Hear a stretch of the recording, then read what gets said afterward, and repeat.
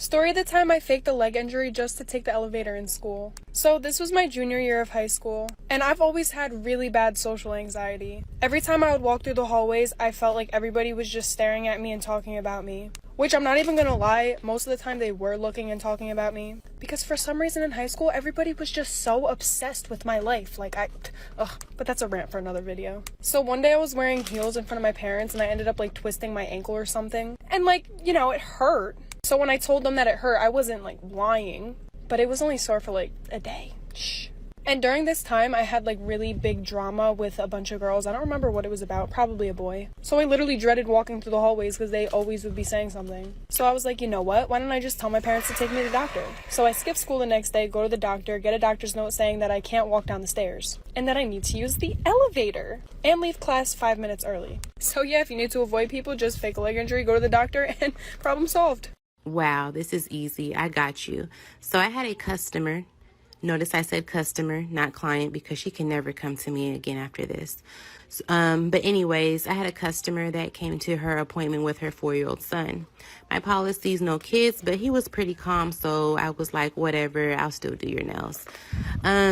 So while I'm prepping her nails, she's basically being very fidgety.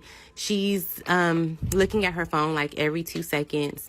And then once I'm done prepping her nails, she stops me and she's like, can I go downstairs and get my wallet? I left it in my car and I'd rather get it now than wait till you're done with my nails. I was like, okay, that's fine. So when she goes to her car, she leaves her son with me. So I would say about literally 25 minutes past, I'm up there with her son and she's still not back. So I go outside, she's gone. I try to call her. Story time. One time I was on a vacation with my family. We were in Seaside. One day we were swimming and I decided to go really far out into the ocean. I was having such a great time playing that I didn't notice how far away I was from the shore. There was a few other people around me, so I thought it was fine. I was about 9 at the time, so I wasn't the best swimmer. I played for about 15 more minutes and I turned around in shock. I was so far away from the shore.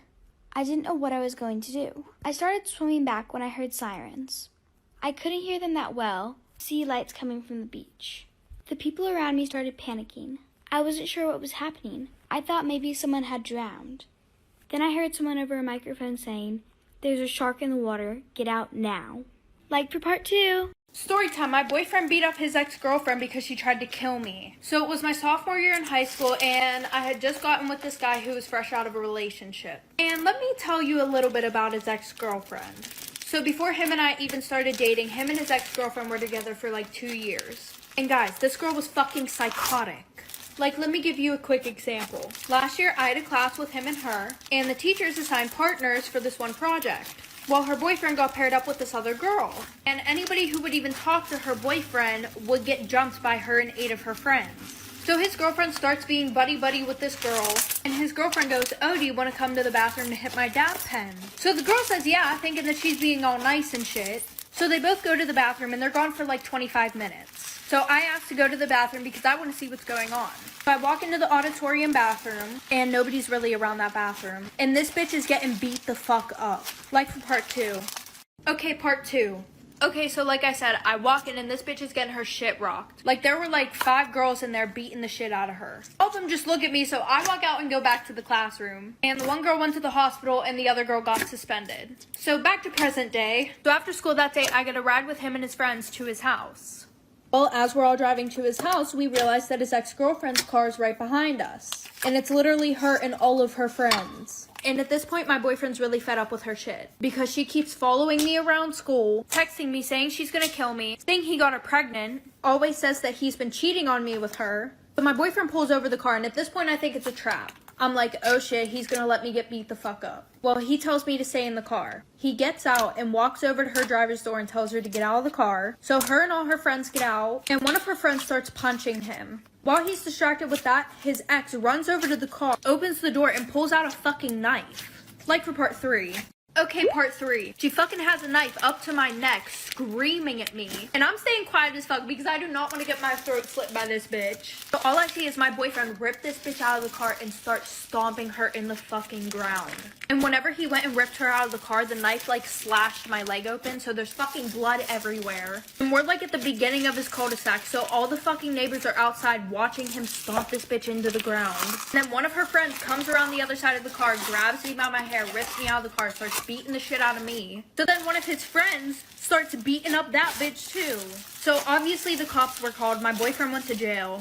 She also went to jail. And after that happened, my parents made me move schools. But after that, word got around that they were dating again. Good luck to the next bitch. The weirdest thing that ever happened to my family is my sister finding out she was dating our long-lost brother. You're probably asking, how did this happen?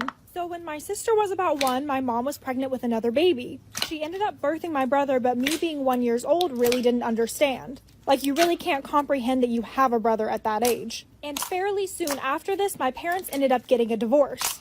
So my dad was originally from Germany and he decided to move back. Well, because you can't really do weekend visitations in Germany, my parents made the executive decision to split up the kids. My mom kept us and my dad got my brother. And we honestly didn't care. We didn't really know what was going on at that age. And after that, we didn't have any more contact. So fast forward 20 years later, my mom and my sister aren't really talking because of a whole separate situation. And she was going to our town's community college and met a boy. We can call him John. Well, John asked her out on a date and they ended up dating for 5 more years. Over the years, she learned stuff like his dad was from Germany, his dad passed away, and he didn't really have any contact with his mom. Follow my Insta for part 2.